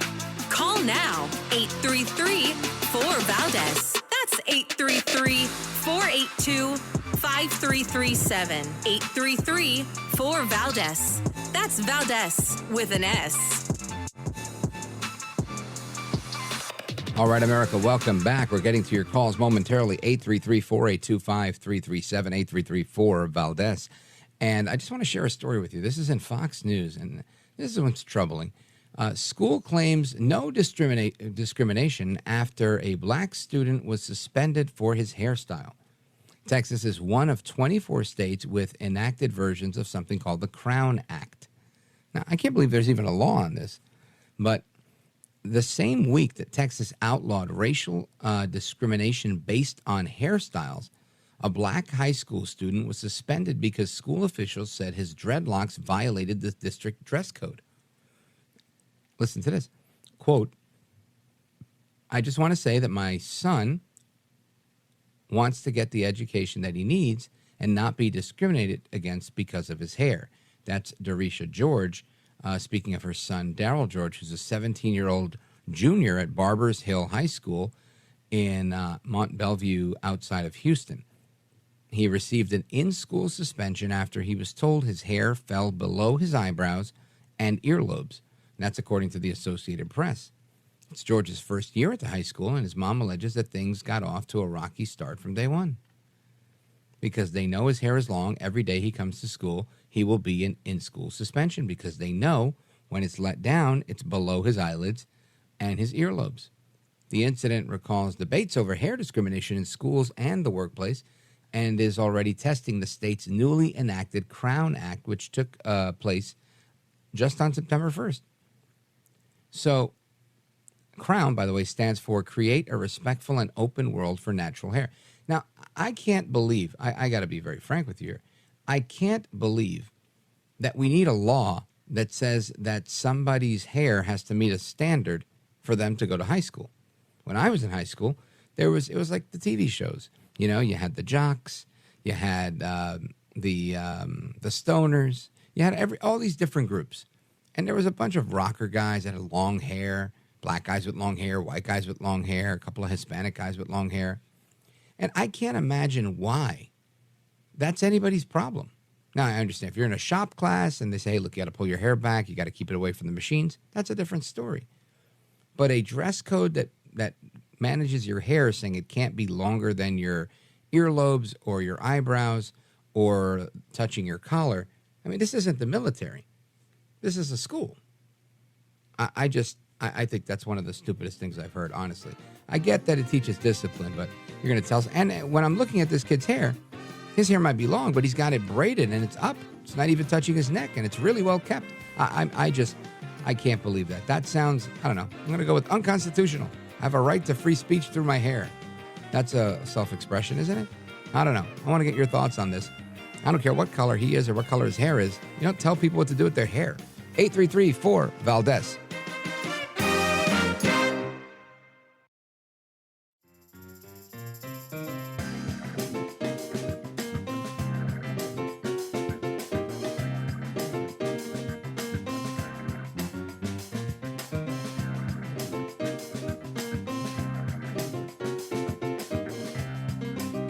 Well, Mr. Valdez, you have one of the greatest shows that radio's ever had. America at Night with Rich Valdez. Call now, 833-4-VALDEZ. That's 833-482-5337. 833-4-VALDEZ. That's Valdez with an S. That was a nice clip from our friend Tony Orlando, the legendary singer and entertainer. Very nice compliment he paid me. Thank you, Tony Orlando. Let's continue, folks, with your calls. I want you to weigh in on some of this stuff because I think it's crazy.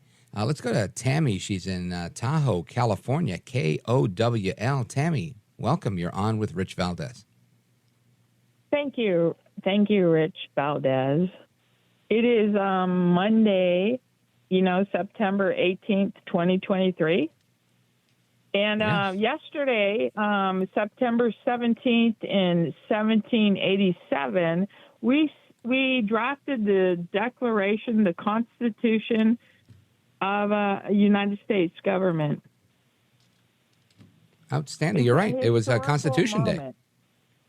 Constitution yes, it Day. was. And I actually, and thanks for the reminder, because I talked about it on Friday, but I said I'm going to talk more about it on Monday, and I didn't include it in my rundown for today, and that's a shame on me. I do know better, and I appreciate that. I'm glad that you brought it up. And you know, one of the nicest things that I've done over the years, I've taken my kids to lots of places, was the visit to Constitution Hall and getting that guided tour and whatnot, and learning about the history and like just being there. And it was like, wow, this is where these guys. And they really slaved away. They really did. It wasn't a simple process. They were there for a long time, for many long hours, and they really had to go through this painstaking process to reach the consensus that they ultimately reached. And it's a document that's defied the test of time thus far, despite this country being one of the youngest, I'm going to use the word democracies, but we are a republic in the world. We're also the oldest constitutional republic of our kind. And it's quite a unique situation to be America, and quite a unique situation to be an American. Wow. Thank you for that. Thank you for everything that you do. Oh, it's my pleasure. Now, did you want to weigh in on this dress code with the hair? Because I think it's crazy to tell somebody what they got to do with their hair.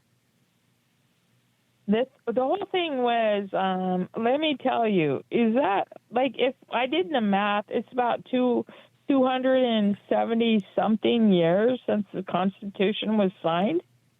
I think we're at 200 and, no, less, because there was 1891, and we declared independence in 1776, and that was 248 years ago. So it's a little bit less than 248. Okay. Carry the 4. What I want to ask you, because you're awesome, and thank you. we're all adults, and so a person whose hair grows out of their head in 2023, I want to honor them, because that is their human physical moment. Yeah, it's their right? It's like a human right that you're allowed to have hair. I don't have any hair, so they've taken away my rights. But I get what you're saying, and I feel the same way. Listen, I worked in a college, and I've had kids in public school, and I can tell you the only time they're kicking your kid out of school is when they, if they call you and are like, hey, your kid has lice, you got to take your kid home or something like that. But outside of that, and it's never happened to me. None of those situations have happened to me. I've never had anybody say anything about my kid's hair. But that's the only time I've ever seen them even like check my own hair. Was like, they run the comb through your hair and they go, all right, you're good, next. And that's it. And that would be a public health situation. But I think taking a 17-year-old kid that's a junior in school, for whatever, whether he's a white kid that's like a rocker, that's got, long blonde hair, he's a surfer dude, whatever. To me, I can't imagine. Now, listen, if you're in the military, a military school, something like that, whatever. But going to a public school that has a dress code, that's fine. You want me to wear a uniform? No problem. You can recommend what I do with my hair, but ultimately you can't tell people how to dress, in my opinion, and at least how to wear their hair. I think it's crazy that if you have long hair, you can't wear it long. Again, if you're in a shop class or something like that, and it's going to get in the way or it's dangerous, got it. But to make these arbitrary rules, no, we want everybody to look alike, and I get that. This is why they shave your head when you go to the military. Super. It's school. It's not the military. If the kid wants to have long hair, let him have. And I'm looking at the picture. The kids, again, it may have been after the fact, but looks amazing. It's up and whatever. Now, let's switch gears. Let's go to the change in dress code in the Senate, with Senator Fetterman being the clearest example of, he wears a bald head. He's got, like me, he wears a hoodie. I have hoodies. And he's always wearing shorts. And that's fine if that's the brand you've got. I'm not mad at him for that. But I do think there should be a little bit of pomp and circumstance in the Senate. Do you agree or disagree? Yeah. I disagree. Well, no, the Senate this is our in England, everybody still wear the wigs and all the pomp and circumstance. And I disagree 100% with the hoodie. I have medical issues. I have to be like this, that, and we have to all like, no. I have political people in my family who had to wear suits and ties. They had to. This is a protocol. You don't disrespect the Senate with well, you have to make accommodations for this. You have to make accommodations for that. Da. It's no. This is a democratic country that we fought for our everything, and then you guys are just you basically. Have you read history books? If you don't handle it in the first 250 years, basically democracies fail. Yeah, I think you're right. This is how you begin to go the wrong direction. Not necessarily the dress code, but when you start to undermine what things are. And I just think I get invitations to a lot of parties, and there's always a dress code at the bottom of the invitation.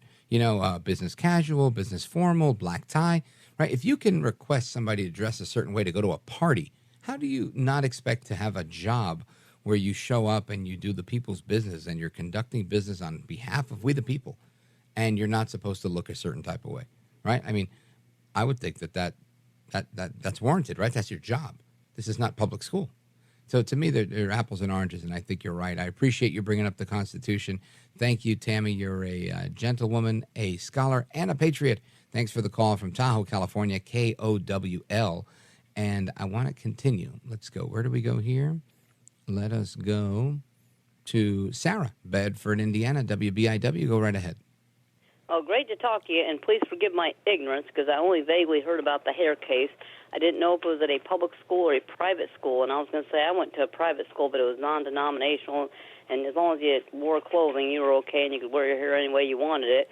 But I know, the kids who went to Catholic school, the girls had to wear, skirts, and the boys had to wear, dress pants and white shirts and stuff. And conceivably, I guess, a school they wanted to, even a public school, if I guess they got the board degree, could have a hair code, although that's kind of a sticky issue because, like I say, if the kid has his hair neatly dreadlocked or braided, then he could say, hey, I'm making an effort to keep it up. So I don't know if this is a private school or a public school. No, it's a public school. It's part of the Barbers Hill Independent School District. And again, take away that he's black, because if it's specific to kids with dreadlocks, then it sounds like a racist rule. I'm talking about anybody. If I were to go in there with my hair long, or if, a blonde person were to go in there with their hair long, or whomever. Again, I went to school with a bunch of people that had very long hair, and they got sweaty. They put a bandana on it and kind of pull it back. If they didn't feel like it, they'd rock it out. I mean, who is anybody in this school to say how you wear your hair? What country do we live in where you're going to tell me how I wear my hair? I really, this is a tough one for me to swallow. Yeah, it makes me wonder what they were thinking of. I don't know if it's an independent school, maybe a charter school, and I think charter schools have a little bit more latitude. But even so, why are they caring? If the kid's a good kid and he's not causing trouble, who cares how he wears his hair? Me personally. But it sounds like that if it's an independent school, I guarantee it's probably a charter school. So they have more latitude and they can enforce all sorts of rules. So it sounds like someone got in there and, I don't know, wanted to be a fuss budget or something. You know what I'm saying? Well, there's that Crown Act in Texas, and Sarah, I think that there's a lawsuit brewing here. I'm pretty sure they're going to win on any grounds they want. First of all, if I'm a blonde surfer dude or a Puerto Rican guy with long hair, either way, and I go there and I say I like to wear my hair like this, and they say, well, that's against our policy, I can say, hey, look, there's a Crown Act in this school, and I want to wear my hair how I want. But if I'm a black kid, and I can say, no, my family has roots in Jamaica, and our religion is Rastafari, and we're Rastafarians. And wearing long hair this way is a part of our religion. Now you're messing with the First Amendment and the Constitution and his freedom of religion, his freedom of expression. This, to me, sounds like a huge loss coming for the school, and I can't believe that they would do such a thing. To me, it just smacks of stupidity, honestly. Kudos to this kid for taking a stand. He's been in school suspension every day since August 31st. Because He's now, and I'll share the story if you guys want to check it out at Rich Valdez on the social media, because I think it's a nice haircut. If I had hair, I'd have hair just like that. Unbelievable. Anyway, folks, stick around. I want to continue with the rest of your calls. Sarah, thank you for the call from Bedford, Indiana, WBIW. I'm glad you're back on the late shift and you're with us. And we're coming right back to the rest of your calls and more. Don't move a muscle.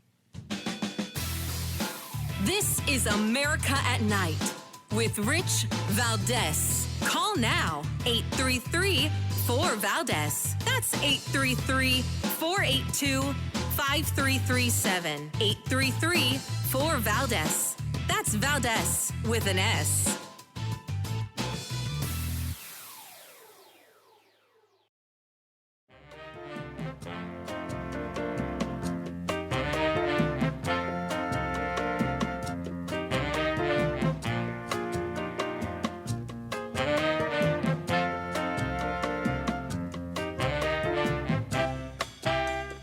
Congratulations on just an amazing show. I know you've worked so hard in the industry, and nobody deserves it more than you do. So I'm happy to see you really succeeding here. It's awesome. America at Night with Rich Valdez. Call now, 833-4-VALDEZ. That's 833-482-5337. 833-4-VALDEZ. That's Valdez with an S. All right, I don't want to beat this hair thing to death, but I don't have any hair, so I get jealous when people that have hair are discriminated against. Let's go to Justin in Frostburg, Maryland, WCBC. Justin, you're on with Rich Valdez. Go right ahead. No, I'm running out of mine too. I feel you there, but yes, sir. I was long-haired on top. You know, the top knot was there, and everything was shaved on the sides. And I used to be a headbanger. Mm-hmm. You know, I'm 43 now. But, you know, as kids, I went through the flop, the headbang, the shaved head, what's the mohawk. I went through as a kid, you went through everything because that's the only thing you can express because you don't go home and get your tail whooped by your mom. Right. And, again, as a single mom, you know, or a person had a single mom, I wasn't asking for that at all, but I could go to school and be myself. But then again, you know, like I was telling your man about this David Bowie thing, I said, you know, this is a long time ago, and from the Breakfast Club, he put this at the end, and these children that you spit on, as they try to change their worlds, are immune to your consultations. They're quite aware of what's going on around them. So if you take this away, they're going to sprout in other ways. I agree with that, and that's a great point that you're making. But to me, the main point of who are you to tell me how to wear my hair? I'm not in the Army. I'm not a cop. I'm not a senator. You know, I mean, do you think they would tell a senator this if we had a senator that had long hair and wanted to wear it a certain way? I'm sorry, sir, you can't wear your hair. And if they did, that it still makes a little bit of sense to me because that's your job, right? You've been hired to do this job. But this kid is going to school. It's a public school. I just can't imagine. It makes it worse that he's black because it looks racist. I can't, you know, nobody told you, right? You're a white guy, I'm presuming. Did you have dreadlocks or are you a white guy? Did anybody discriminate against you, Justin? Actually, I was called a wigger because the black girls next door, when they found out that I had long hair, they braided my hair up tight as could be, and I wore it for a whole week. If I had long hair, I would be wearing braids too. I think that's such a cool hairstyle. And I'm just jealous, honestly. I wish I did. But I hear your point, and I think you're spot on, man. And I can't believe that this is even a story that we're doing on this show because it's just so crazy to me that you're going to put a kid in school suspension who's trying to get an education because you don't like his hair. That is the dumbest thing ever, and there should be some lawyer somewhere in the Houston area that's looking to take on this case and make national headlines because the case is already making national headlines. And this is crazy. And if tomorrow I have to issue an apology because there was another part of the story that wasn't reported, then so be it. But as the story stands right now, and the picture that I'm looking at, whether his hair was hitting the floor or not, you don't tell people what to do with their hair, especially if they're citing religious reasons. That's just insane. Imagine the Sikhs, right? Sikhs also wear long hair, but they wrap it in a turban. Oh, so that's okay. It doesn't touch your collar. It doesn't get in your face. It doesn't matter. What if the Sikh says this month that we practice, and I'm not insulting the Sikhs in any way, but let's just say they have a month where they're allowed to expose their hair. We're going to sit there and tell them, oh, you can't go to school? There's a compulsory law that says you have to educate children. And putting them in in-school suspension gives them the education, but it deprives them of so much, especially the social interaction. Absolutely insane, in my opinion. Justin, thank you for the call. I appreciate it. Let us continue. I want to go to a break because they're yelling in my ear to stop talking to go to the break. So I'm going to do that. I wanted to go to more calls, but we're going to come right back and wrap it up at a speed round. Don't go anywhere. This is America at Night with Rich Valdez.